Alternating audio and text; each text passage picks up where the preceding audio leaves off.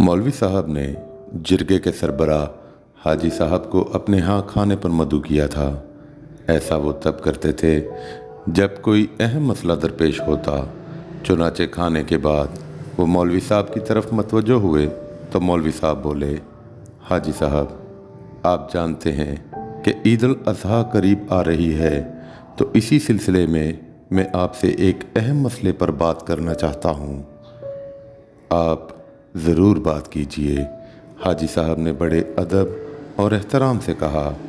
मौलवी साहब ने अपने महसूस धीमे अंदाज में कहना शुरू किया कि आपकी मदद से हमने अपने गांव में चंद अच्छे कामों को रवाज दिया, लोगों को जहेज देने से मना किया, शादियां सादगी से करने की तरफ राग़िब किया, गांव की दुकानों से सिगरेट और तंबाकू की फरोख्त ख़त्म की, बाहमी रजामंदी से सब ने नमाज की पाबंदी को कबूल किया।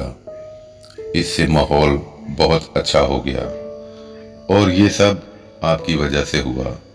हाजी साहब मुस्कुरा कर बोले, हम कब इन बातों को जानते थे। वो दिन बाबरकत था जब आप जख्मी हालत में गांव में आए और मौलवी साहब मरहूम ने आपको पनाह दी और कुछ अरसे बाद अपनी बेटी से आपकी शादी कर दी।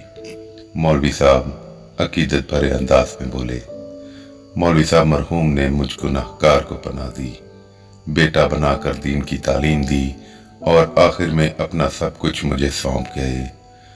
उनका एहसान कभी नहीं भूल सकूंगा। वो एक लम्हा ठहर कर बोले, मैं जो बात आपसे कहना चाहता हूँ कि कुर्बानी के वक्त हम खुद को माशरती ऊंच नीच से नहीं बचा सकते। मेरी तजवीज़ है कि गांव के जितने भी लोग कुर्बानी करते हैं वो एक जगह जमा होकर करें और फिर सारा गोश्त गांव के तमाम घरों में बराबर तकसीम कर दिया जाए। सुबहान अल्लाह, हाजी साहब खुश होकर बोले, बहुत ज़बरदस्त तजवीज़ है।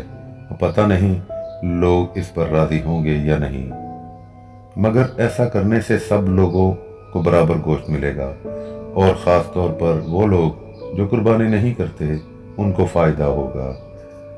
कि वाकई वो मुस्तहिक भी हैं।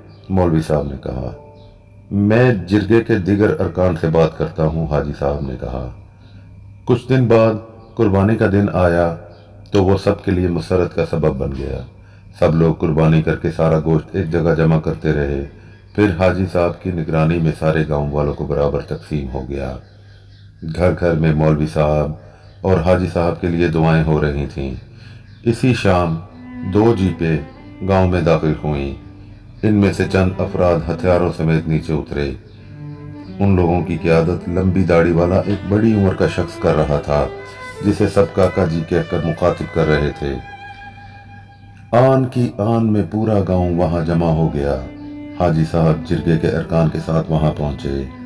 काका जी की शख्सियत खासी रोबदार थी। जब वो बोले तो उनकी गूंजदार आवाज दूर तक फैल गई, गांव वालों, हमारी तुमसे कोई दुश्मनी नहीं, हम किसी को नुकसान नहीं पहुंचाना चाहते, मगर कोई रास्ते में आया तो वो अपने नफा और नुकसान का खुद जिम्मेदार होगा।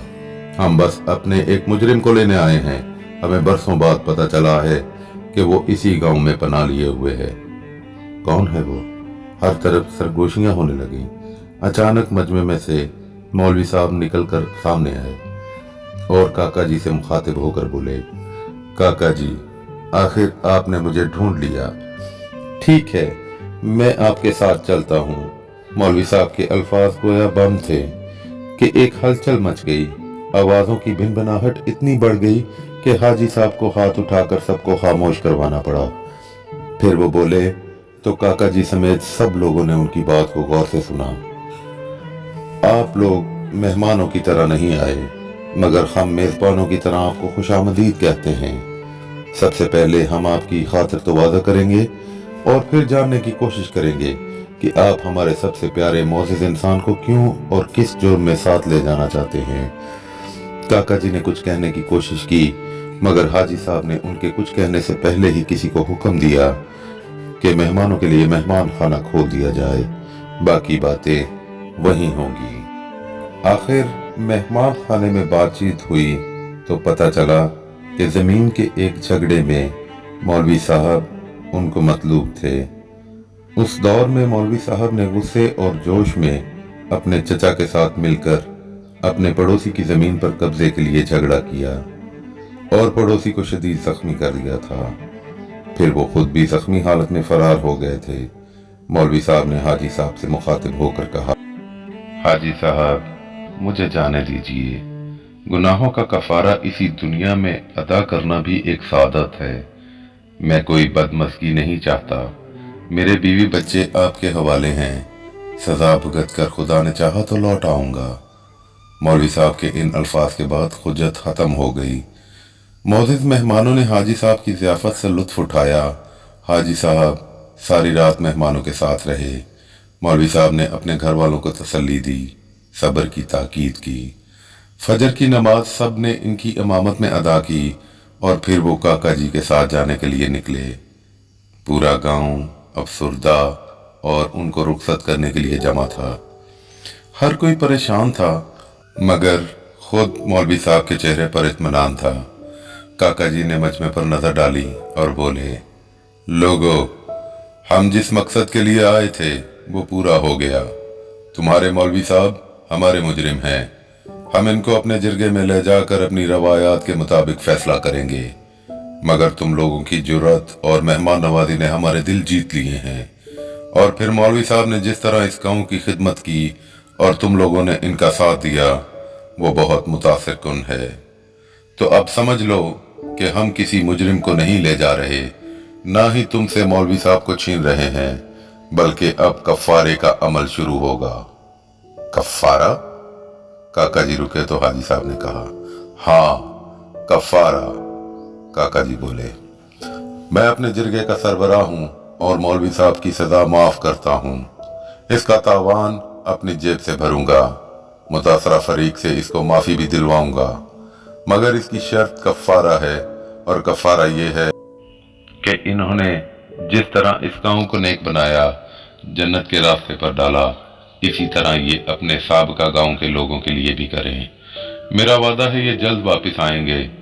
تمہارا گاؤں اس دنیا میں جنت کی طرح ہے، یہ اپنے گاؤں کو جنت بنا دیں تو یہی اس کا کفارہ ہے۔ کاکا جی کے ان الفاظ نے گاؤں والوں کے غم کو خوشی میں تبدیل کر دیا۔ وہ کاکا جی زندہ باد کے نعرے لگانے لگے اور قافلے کے روانہ ہونے کے بعد بھی دیر تک الوداعی انداز میں ہاتھ لہراتے رہے۔ دوستو، اگر آج کی کہانی پسند آئی ہے تو کامنٹس میں آگاہ کریں، چینل پر نئے ہیں تو جلدی سے سبسکرائب کریں اور پرانے ہو جائیں، اور ساتھ لگے گھنٹی کے بٹن کو بھی دبا لیں تاکہ ہماری ہر دلچسپ کہانی کا حصہ بن سکیں۔ تو ملتے ہیں انشاءاللہ ایک نئی دلچسپ کہانی کے ساتھ۔ تب تک کے لیے چھوٹوں کو بہت پیار اور بڑوں کو محبتوں بھرا سلام۔ اللہ نگہبان۔